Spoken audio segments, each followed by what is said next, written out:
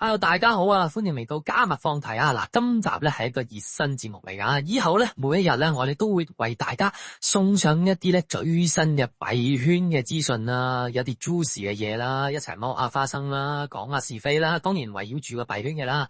咁今集咧我哋先同大家講一個城中熱話，就係咧 JPEX 案件啊。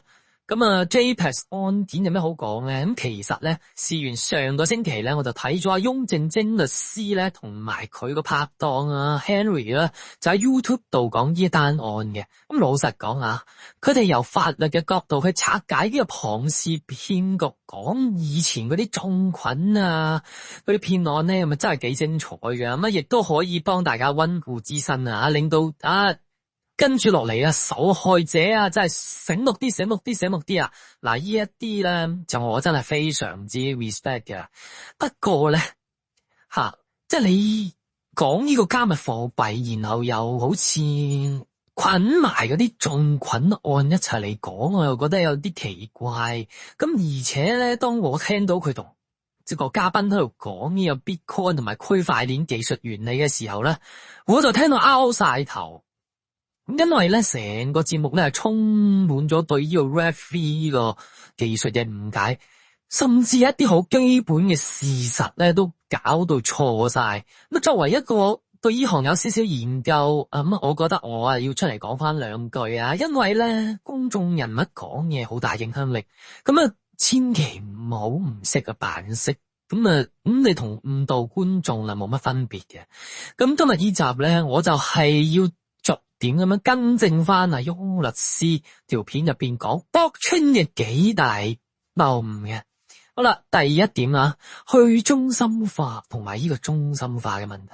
首先咧，亦都係令我最 O 嘴嘅一點啊。阿翁律師同我嘉賓講咧，哇，去中心化真係好正啊，但係一定有問題嘅，因為咧背後一定有一個人喺度控制個局。而且呢個人可能係全世界最大嘅莊家。嘿，哇，大佬，你咁樣會唔會太深誤解咧？嗱，你要搞清楚 JPEX 黑人咧，正係因為佢太過中心化。JPEX 嘅運作模式係咧，你俾錢佢，佢幫你管住啲錢。佢個後台話事權咧，係會喺一個人或者一間公司手上嘅，所以佢先至可以調動你啲錢，可以鎖你嘅倉，可以改到你嘅手續費變成999蚊，甚至乎佢可以拉閘，甚至乎佢可以放狗，佢可以捲款潛逃。嗱，呢啲嘢咧係人治噶，但係 Bitcoin 就係真正嘅去中心化。Bitcoin 嘅原意就係去中心化。Bitcoin 嘅運作係靠全球幾萬部電腦嘅節點一齊跑同一套開源代碼，冇任何一個大莊家，冇任何一間公司，甚至個創辦人中本聰都控制唔到個網絡。冇人可以單方面話我要刪咗 Bitcoin， 我要拎走你銀包裏面所有錢啊！咁你用呢個 JPEX 依間黑店嘅衰嘢去屈成個去中心化技術嘅騙案咧，呢個邏輯咧完全係講唔通，完全係離鬼晒大譜嘅。好啦，第二點啦，講掘礦係冇用嘅啦。咁主持人喺個裏邊咧就講啦，即係話個掘礦嘅原理大概係咧，一大堆電腦喺度計數啊，計完條數嘅咧就省多咗2棵菜出嚟咁講個過程咧係冇任何嘅產出嘅。聽到呢度我真係笑鬼咗啦！如果照你咁講啊，銀行請個保安起個金庫，將個閉路電視都生唔出棵菜嘅啦。咁銀行嘅保安系統係咪又冇價值咧？嗱，其實所謂嘅掘礦咧，唔係單純無聊計數嘅。佢嘅功能咧係維護網絡安全，因為有全球咁多部電腦用電力去築起一道防禦牆，先令到啲黑客咧冇咁容易去改你裏邊嘅交易記錄嘅。掘礦產生嘅價值咧就叫做信任，佢令到我同你可以喺冇銀行做中間人嘅情況底下，完全咁轉移資產。呢個係金融科技嘅基石咧，唔係你口中嘅冇產出。你睇唔到個價值，唔代表佢冇價值。好啦，第三點， USDT。第三點亦都係一個好大嘅誤區，係關於 USDT 嘅。阿翁律師話咧，以前美金咧係有金本位，而家嘅 USDT 咧就係虛擬世界嘅真美金，暗示佢好似以前咁1蚊兌1蚊現金咁擺喺銀行，好穩陣。嗱，各位聽眾啦，千祈唔好相信呢類說話。第一，美金嘅金本位喺1971年咧已經取消咗。翁律師你嘅經濟學知識咧仲停留緊喺50年前啊，即係嗰陣時你應該係幾歲或者係10幾歲啦吓。第二， USDT 背後嘅儲備咧絕對唔係100% 係現金嚟嘅。Tether 呢間公司咧係私人公司，佢嘅儲備大部分都係美國國債，亦都會有公司嘅債券，甚至乎係 Bitcoin 同埋其他嘅加密貨幣。嗱，雖然而家咧 USDT 咧流動性好高，但係佢始終都有脫歐嘅風險，亦有私人公司管理唔妥當嘅風險。